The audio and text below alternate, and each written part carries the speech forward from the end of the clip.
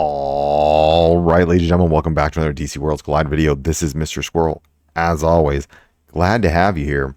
Let's chat about one character that I have really started to that has really grown on me, especially as I've invested in him, and that's Guy Gardner. So right now, this is going to be my revisit video. Well, my rank, he doesn't actually need rank 10. He needs rank 9, and I'll talk about that, but he's at badge 30 now, and his badge 30 is kind of nuts because with Krona and badge 30, he becomes a monster. Now, I'm going to address the elephant in the room because everyone's probably going to be like, why do you have speed on him? Let's talk about why I have speed on him. So my rationale behind why I made him fast is because with Krona, you want to get to your auto attack as fast as possible. You want him to be throwing his auto attack out as soon as he possibly can, because when he autos, that's when he's building up his damage reduction. But before he autos, he doesn't have that much damage reduction. Now, this weakness is early stage weakness, like round 1. He's weak round 1. Then after that, once he gets his first auto in, he is no longer susceptible to getting murked. But there is a way to help him with this, and that's on alleviate it. And that's on Mr. Terrific's team, because for the first 3 rounds, when he's at his weak point, he gets an extra 30% defense in the front row. So he's sitting at 60% bonus defense, which makes him tanky enough to survive till he can get the first auto. But I like throwing a little bit more speed on him so that way he can push as fast as possible to getting his first auto attack out, because when he starts, he's going to do his advanced, which is the Baltimore Strike. So let's talk a little bit about what does badge 30 do. So badge 30 essentially means when he attacks, he has a chance to allow 3 punches per attack. After the 3rd attack, he now has a 70% chance to perform another follow-up attack. Long story short, what it does is it just means there is a high probability he's going to attack a ton of times. And the point with him is that when you are running him, well, just in general, his passive is amazing. Essentially, every time he does damage, he gets a separate instance of a shield. Now, for Krona, whenever you get a shield, you get damage reduction. Remember, if he attacks multiple times in a turn, he's getting multiple instances of a shield, which means he's getting multiple instances of damage reduction. And once you get it to rank 3, which I have it, damage amplification, he becomes nutty. If you've watched any of my other videos and you've seen him kind of operating in some bosses, he becomes like the sole survivor, because he has so much damage reduction, so much damage amplification that the boss just can't deal with him. I've timed out fights just with him being the last one alive because he's so ungodly tanky at that point that it's just like there's nothing, because remember, the damage reduction lasts for 2 turns. So as long as he's getting multiple hits, he's always sitting at like 6. Like he can be sitting anywhere around 70 to 80% damage reduction. It's kind of nutty. Now, also with Krona Power Gauntlet, if you rank this thing all the way up to rank 4, or tier, you get up to tier 4, he gets an auto 15% damage reduction at the beginning of turn 2, or the beginning of battle. Just he'll always have it. So this dude can be sitting in a given turn at like 90% damage reduction while doing 90% increased damage amplification. It's insane. So let's talk a little bit about what else he does. Ultimate, for him, I don't care about anything other than him doing his auto, but we'll talk about his ultimate. So his ultimate is directly tied to his Baltimore's Chop, which at the beginning of the game, he will do the Baltimore Chop, which he sends out pretty much a baseball. And the baseball goes and hits whoever has the highest attack. When he does his ultimate, then, when he ults, he will go after whoever has the Baltimore Chop on top of them, right? His auto will just do it to whoever's in front of him. He just always throws it at the person in front of them. And then his passive, as I just already described, whenever he deals damage, he gets a shield. So all of these different things, his ultimate, his Baltimore Chop, his auto attack, are all ways for him to specifically get a shield. He is a very selfish character. I will just say that right now. But he's also a great tank in the right setup. I don't really think he has a team outside of Mr. T's team. I'm just going to be very honest with you. Maybe they're going to release a lantern team where we get some crazy stuff with lanterns and shields and stuff like that. That would be dope. But we don't have that right now. So what we're going to do is we're going to do some runs with him, and I want to show him in all of his glory in a couple different modes. All right, let's go to, okay, so let's watch him here. So he just did his Baltimore chop, being that now he's sitting at 10% damage reduction, because remember, he did one instance of attack, which that one instance gives him 10% damage reduction. All right, so let's see him right now. So you see right here, he's not tanking the best, but luckily he has the bonus 30% HP or defense from Mr. Terrific's team, which overall is helpful for him. The shield is nice, so that so there. Did you just see what happened there? That was 4 attacks. That's 40% damage reduction plus the one he had before. He's sitting at 50% damage reduction right now. So now he's started to get going. That's why I try to get him as fast as possible so he can attack as fast as possible, so he can get into those autos as quickly as he needs to, so he can become as tanky as he needs to. Otherwise he will get murked. He does get murked early on if I'm not careful. Okay, good. Superman got it. See, this I don't really care if he ults or not, because I don't need him to ult. I just need him to auto. I want him to auto, because the more he autos, the more he's getting chances to proc a ton of attacks. Those tons of attacks are making it so that he gets as much damage amplification and as much damage reduction as humanly possible, which overall goated. So as we're seeing here, his shield just keeps building up and building up and building up. He's becoming more and more and more tanky. All right, we'll come back in a moment. All right, so now, as we can see, what's nice about this is we actually have a full green team, or a agile team, and we can kind of see Guy in all of his glory. Now, what's really important about this is that Frankenstein does a ton of damage. I'm actually kind of curious to see what's going to happen here. If I can get Guy to attack before Frankenstein does his ult, I'm curious to see if he has enough juice to take the hit.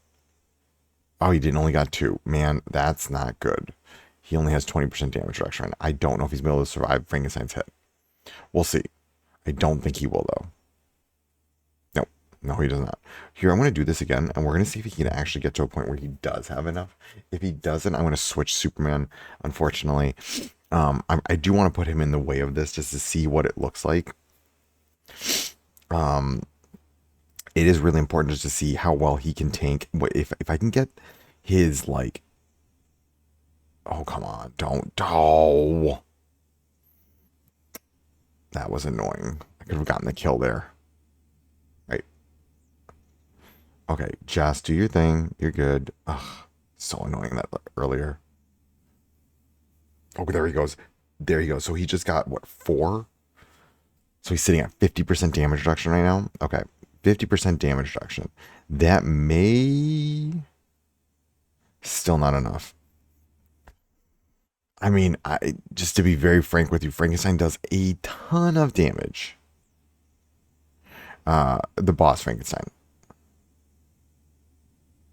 Okay, that's why I'm not too worried about that, because I'm just kind of it is what it is. Frankenstein's doing so much damage in that instance, but he did survive a pretty decent chunk of it at 50% damage reduction. Frankenstein ult is, with the boss, a one-shot. So we'll come back again, and we'll look at a different place. Okay, so one area that I do want to highlight Guy in is team-ups. One of the nice things about team-ups is that his Baltimore chop always goes after the highest attack enemy. In most cases, that's the boss. So you don't even need him in many cases in the main slot, because he's going to throw his Baltimore chop at someone else.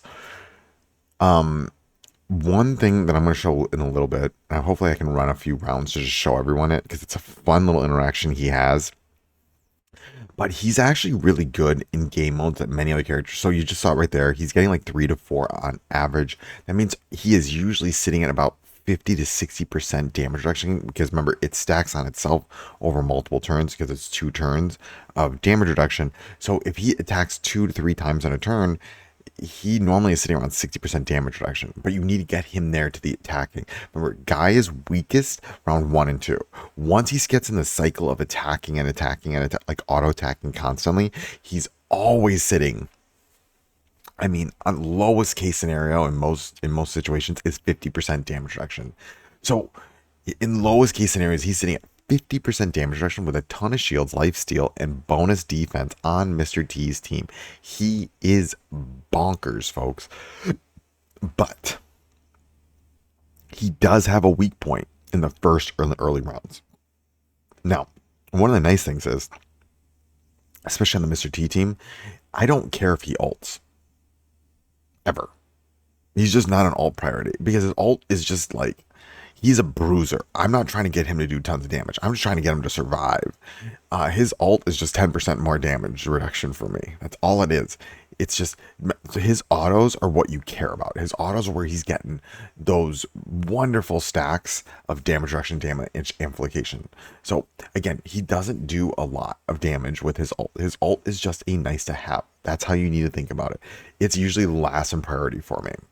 His autos are what are a priority for me, which means that I want him with a ton of speed because I want him autoing a ton. I want him building up as fast as possible so he's sitting at between 50 to 60% damage reduction as soon as he possibly can when we're, fighting. So that's why I build him that way. Can you argue with different builds? 100%. But for me, I have just found 4 speed 2 HP to be the most beneficial. It makes him the tankiest, and also while also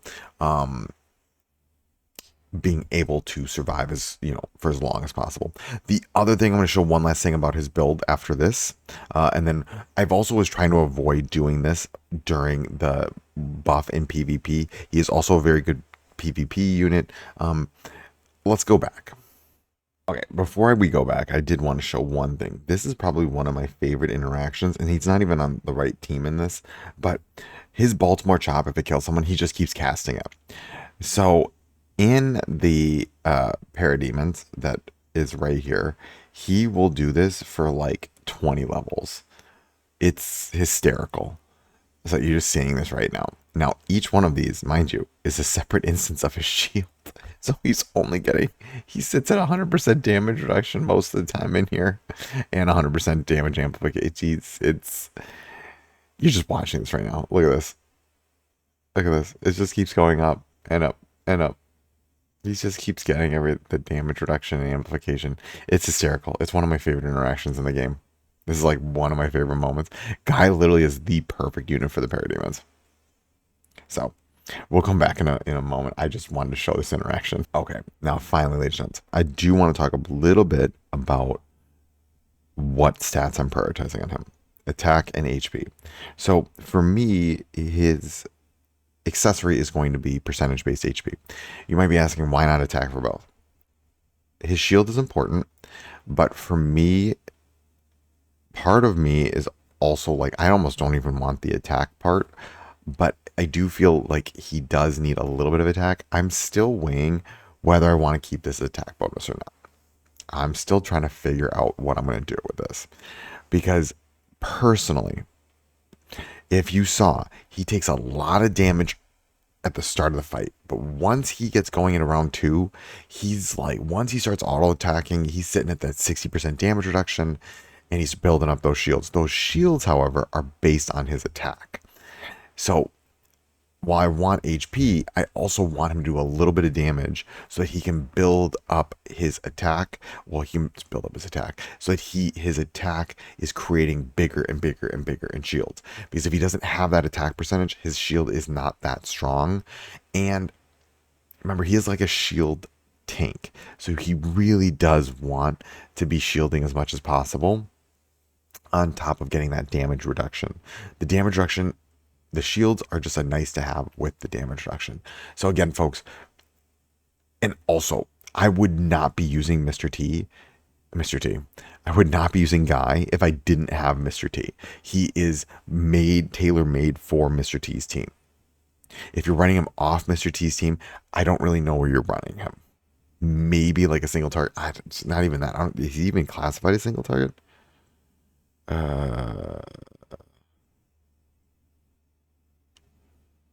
What is he? Give me a second. He's not even classified as single target. He's shield, dampen, and superpower.